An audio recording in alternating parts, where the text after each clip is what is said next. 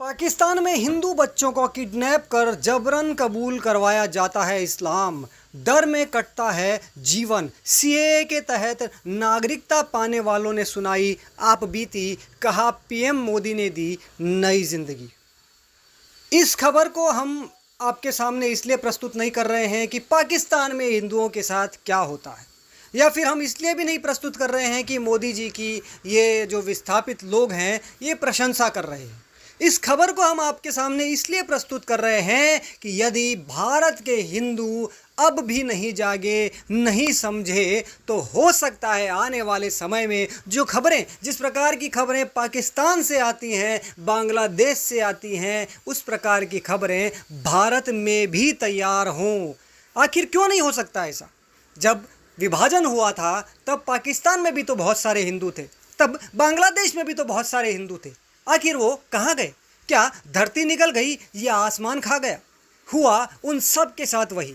उन्हें प्रताड़ित किया गया, मारा गया, महिलाओं के साथ बलात्कार किए गए, उनका जबरन मतांतरण किया गया, और उसके बाद जिन लोगों ने मतांतरण की सहमति नहीं दी उन्हें मौत के घाट उतार दिया गया। और यही कारण है कि आज हमारे पड़ोसी मुस्लिम मुल्कों में हिंदुओं की संख्या लगभग खत्म हो चुकी है।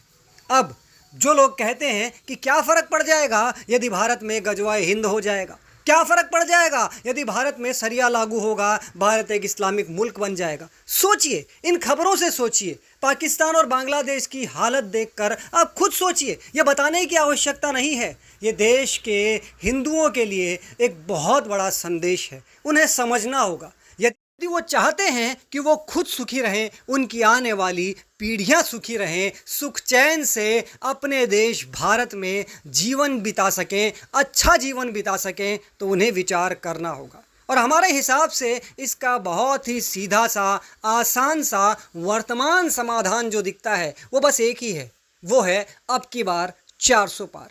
क्योंकि यही एक समाधान है, और ये केवल राजनीतिक पॉइंट ऑफ व्यू से नहीं है, ये हमारे अस्तित्व के ऊपर है, ये हमारे देश के अस्तित्व के लिए है। क्योंकि विपक्ष किस प्रकार से क्या क्या बातें कर रहा है ये हम सब देख रहे हैं, बहुत अच्छे से समझ रहे हैं। भले ही वो बड़े बड़े वादे कर रहे हैं, लेकिन वो कितने वादे सच सिद्ध कर पाएंगे, सही कर पाएंगे, ये हम बहुत अच्छे से जानते हैं। इसलिए ध्यान रहे, अगर हमारा देश रहा, हमारे देश में देश प्रेमियों की सत्ता रही तो सब कुछ मिल जाएगा।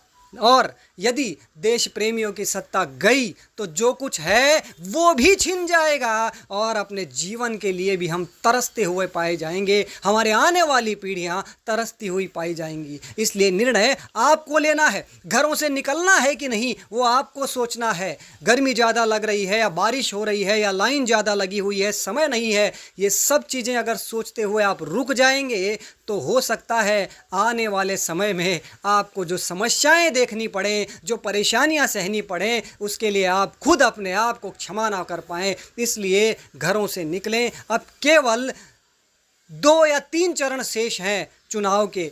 इन चरणों में बढ़ चढ़कर हिस्सेदारी लें और ज़बरदस्त तरीके से राष्ट्र प्रेमियों को राष्ट्र के हित में, धर्म के हित में अपना वोट डालें, ताकि हम और हमारे आने वाली पीढ़ियां एक अच्छे भारत में, एक मजबूत भारत में, एक पूरे विश्व पर राज करने वाले भारत में अच्छे से जी सकें। जय श्री राम, जय हिंद।